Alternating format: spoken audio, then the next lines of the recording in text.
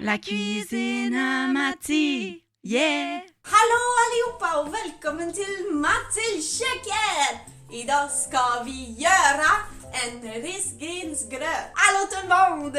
Je viens de vous faire une petite intro en suédois parce qu'aujourd'hui, on fait une recette inspirée du temps des fêtes de ma noble patrie d'adoption, la Suède. Aujourd'hui, on va faire une recette de pudding au riz inspirée de Stardew Valley. Je me cherchais une recette du temps des fêtes et puis je me suis rappelé qu'en Suède, il y a une tradition spéciale. Le matin du 24, on va faire un pudding au riz dans lequel on va mettre une amande. Le membre de la famille qui obtient l'amande devrait avoir de la chance pendant l'année qui s'en vient. J'ai le goût de vous montrer comment ma maman suédoise faisait le pudding au riz. On va penser un peu à cette tradition du temps des fêtes de ce beau pays scandinave qui est la Suède. Puis ça fait un lien aussi avec Stardew Valley. Vous pouvez pas dire que j'ai pas réfléchi à mes affaires là. Tu vas avoir besoin de riz à grains courts. Moi, j'utilise le riz arborio qui sert à faire du risotto. Tu vas avoir besoin de lait, de sucre, de cannelle et d'une seule amande. Que je te vois en mettre deux. M'a chicané. Puis appelle ça, entre autres, le gruyot du Père Noël. Je trouve ça tellement cute, là. Tomtesgröt. J'adore. Ça va te prendre un chaudron. Sincèrement, j'ai jamais fait la recette. J'ai juste vu quelqu'un faire la recette en 2017. Donc, on verra ce que ça va donner. Mais j'ai aucune idée de la grandeur que ça prend, donc go big or go home. On va commencer la recette par une tasse de riz. Ensuite, on va mettre 2 tasses d'eau. La recette indique un bâton de cannelle. Vu que j'avais déjà de la cannelle en poudre à la maison, j'ai décidé de ne pas en acheter. Si tu as de la cannelle en bâton, mets-en un. Mais si t'es comme moi, tu as 2 options. C'est que tu mets une demi-cuillère à thé pour un goût plus subtil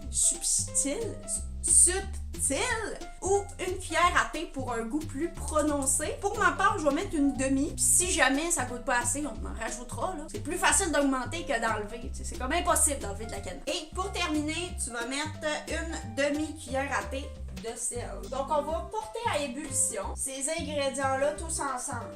Hey, c'est mou, la cannelle, ça se mélange pas.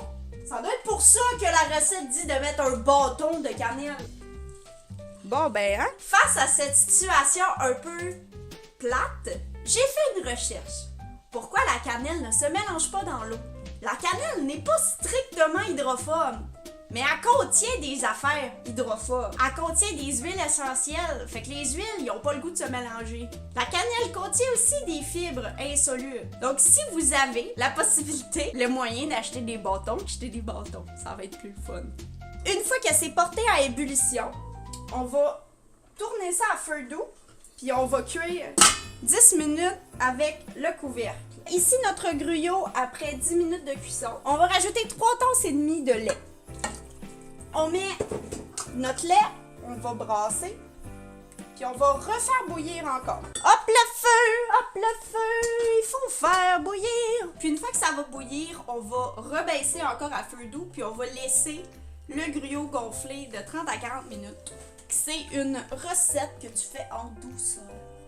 C'est ça le risotto. Le risotto, là, c'est un riz lent qui prend son temps, mais qui fait des bonnes recettes. Ça bouille, on baisse le feu, on met un bouchon.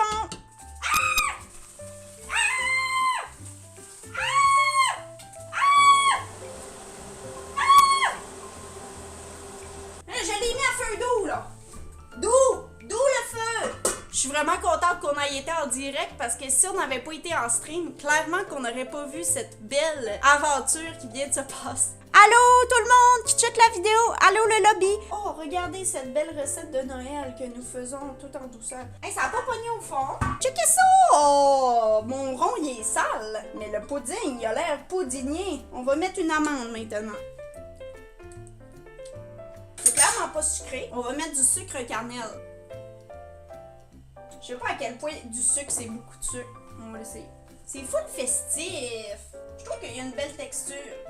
C'est pas comme le pudding au riz là, que tu fais avec du lait de coco là, qui est plus sec. Là. Ça, c'est vraiment comme une texture de gruyot. C'est une tradition de Noël, mais sincèrement, ça fait vraiment un bon déjeuner. Puis si jamais là, vous vouliez rendre ce déjeuner-là un petit peu plus protéiné, vous pourriez mettre au service un petit peu de poudre de protéines que tu remélanges ou même du yogourt grec. Banane, comme pour vrai, là, sky is the limit, puis ça fait vraiment une base avec des belles glucides. Recommend for the nutritional value and for the taste. Et on va se faire un petit bol. Voilà, le pudding au riz de Noël. La cuisson est longue, mais c'est pas difficile à faire. T'sais, c'est une recette que tu pourrais faire en faisant d'autres choses. Oh, c'est doux, j'aime ça. J'espère que vous avez apprécié ma recette spéciale du temps des fêtes inspirée de Stardew Valley, mais principalement de la Suède. En cette fin d'année 2024, je vous souhaite du bonheur, de la santé. Je vous souhaite de profiter de la vie et de décomplexifier votre alimentation. L'alimentation, la cuisine, c'est pas obligé d'être compliqué. C'est pas obligé d'être parfait.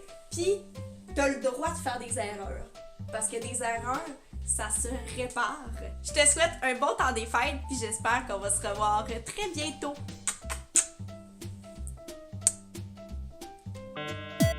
C'est vraiment